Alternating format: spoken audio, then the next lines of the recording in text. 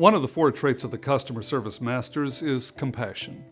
People who have mastered the art of customer service are naturally compassionate.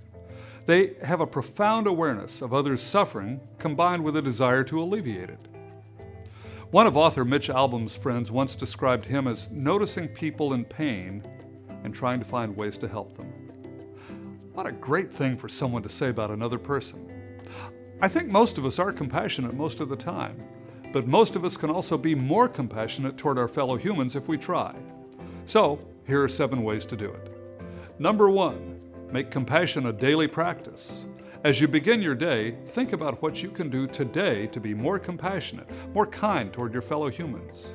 Then at night, reflect on what you did during the day to show kindness and compassion toward other people. Number 2, look for commonalities instead of differences. Our world has become terribly polarized. We've become obsessed with being right and showing how anyone who is different from us or disagrees with us is wrong. Liberals and conservatives, Protestants and Catholics, Christians and Muslims, men and women. We're a global society comprised of great diversity. Isn't it possible that there are multiple right ways to do things, multiple right ways to live our lives? Number 3, do the Just Like Me exercise.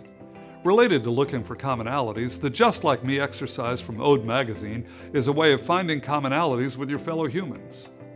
When you meet someone new or just see someone on the street, say to yourself, just like me, this person is seeking happiness in his or her life. Just like me, this person is trying to avoid suffering in his or her life. Just like me, this person has known sadness, loneliness, and despair.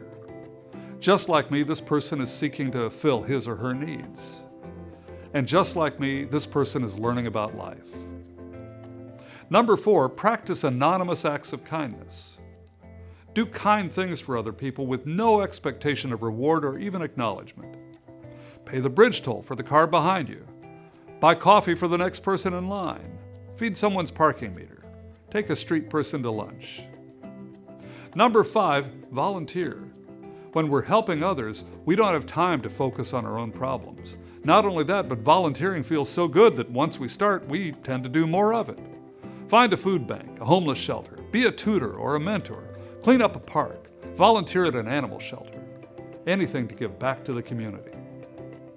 Number 6, slow down. A well-known study on compassion demonstrated that even the most compassionate among us is less compassionate when we're in a hurry. I've certainly noticed that in my own life. When we slow down, we're more aware of the world around us and we notice our brothers and sisters in need.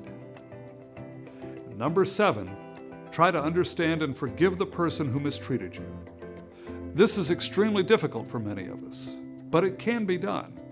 I think of the woman in Seattle who was attacked and told her attacker in court, "I'm so sorry for whatever it is in your life that brought you to this."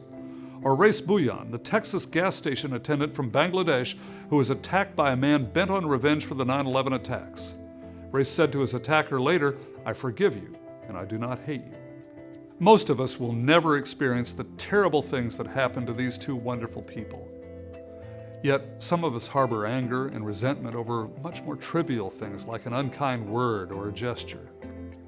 Remember that forgiveness is for the forgiver, not the forgiven. Compassion is not just a way of behaving, it's a way of life. Developing a deep and abiding sense of compassion not only benefits those around us, it also benefits us.